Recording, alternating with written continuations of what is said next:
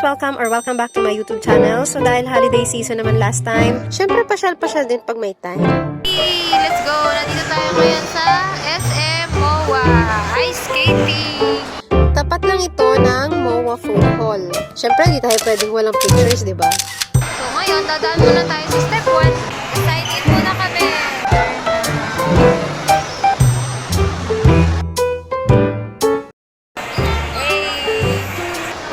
Dami ng tao. Ano? Tapos na tayo sa step 1. Dito na tayo sa step 2. So, dami tao, no? So, kasi Christmas ngayon eh. Tignan nyo guys, ang ganda. Hey, Christmas tree yarn. So after nga sa registration, dito na tayo sa step 2, which is yung payment. At dahil Saturday kami nagpunta, dito tayo sa 399 na 2-hour pass.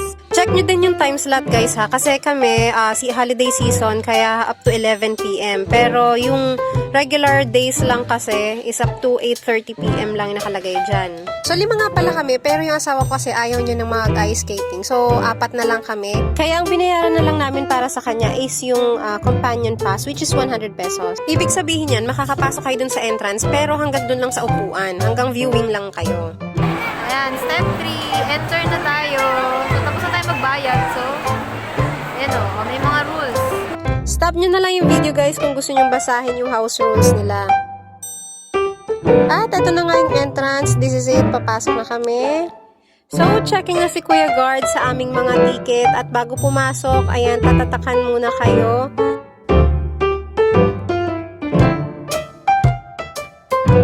Ayan na, nakapasok na tayo. Medyo excited na ang lola nyo. So, it's step 4. Ayan, ilalagay nyo lang yung paa nyo dun sa sukatan nila. Yan, may mga sizes yan. Itatapat mo lang yung paa mo kung saan susukat para yan dun sa shoes na gagamitin. So, kapag nakapagsukat ka na dun sa step 4, dito na tayo sa step 5. Releasing naman ng skate shoes dito.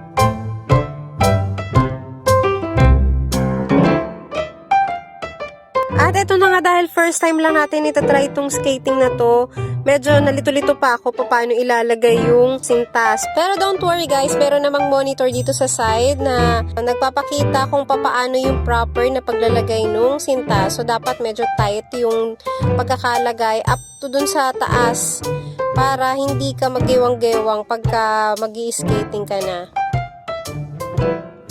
So ayan, nag-trial muna kami paano i-balance yung shoes na yan. Ayan, medyo madali lang kapag ka nandyan. Meron din nga palang locker dito guys. So kung lahat kayo mag-skating, pwede nyo iwan yung mga gamit nyo dito. 50 pesos yan. And syempre, bago tayo pumasok, ayan, kailangan muna magsuot ng helmet. So provided naman lahat yan.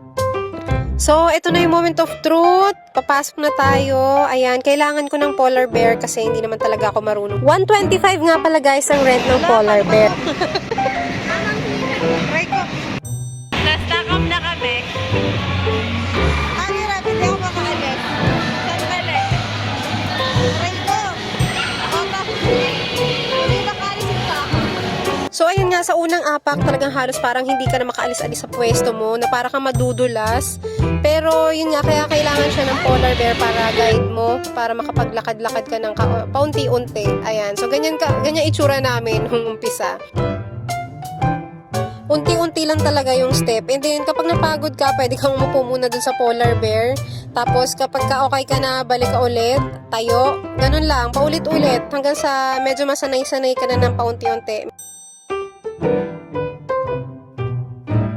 Boy, kamusta ka?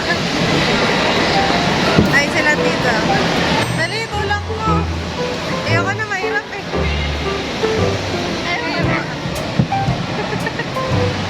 Si Kuya! Si Kuya! At ito na nga, nakailang semplang na ang aming kuya. Pero hindi talaga may iwasan guys, lalo na sa mga first timer. Ang hirap ba na mag-ice skating? Pero parang ano naman, sa umpisa lang. Pag nagamay na, kayang-kaya na yan. Paano ba kasi ginagawa na iba? Natututunan din natin yung Lucky Boy. Ayan, 9:18 PM na, pero medyo hindi pa rin kami ganun karunong. Pero at least nakaka-move naman sa pwesto. So ayan, 9 o'clock kasi kami na pumasok dito. Para sa akin, mahirap talaga siya sa first timer kasi syempre yellow, kaya medyo madulas. Then ready nyo na yung mga puwet nyo, talagang hindi maiiwasan, babagsak at babagsak kayo. Siguro mga ako nakatatlong bagsak din ako dyan. Pero safe naman kasi, kaya nga may helmet kasi para safe tayo. Sa simula para ka talagang ewan.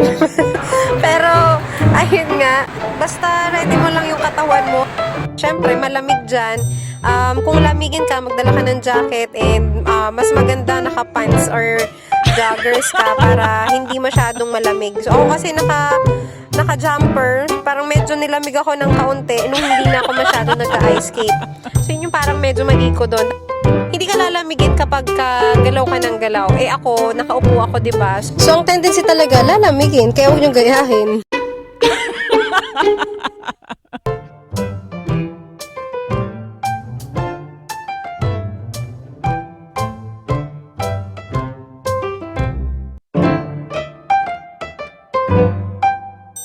Go, Lucky Boy! Go, Bristol! Bilis!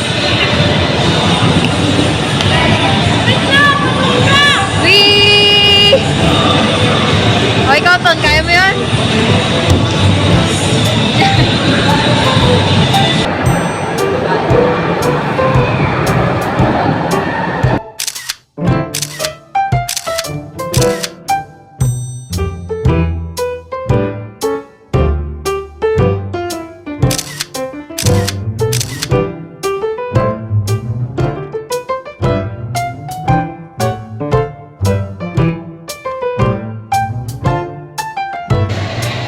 So, ayan guys, bumalik na ako dito sa upuan. Hindi na kinaya ang lamig. O, nag-jacket na rin. Liwan ko na sila doon. Ayoko na, hindi ko na kaya. 1 hour lang yung tinagal ko. Nakupo pa yung iba doon. Pero kaya naman siya pag may polar bear. So, ayan, dito na lang tayo. Standby na lang, mag-isa.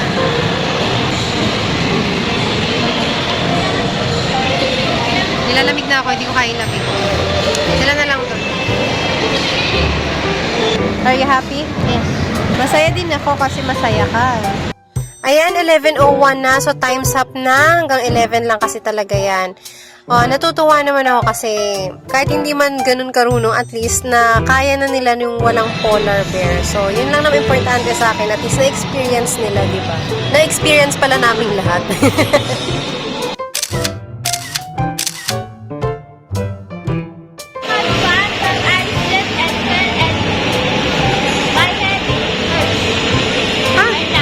Sabi niya sa birthday daw niya.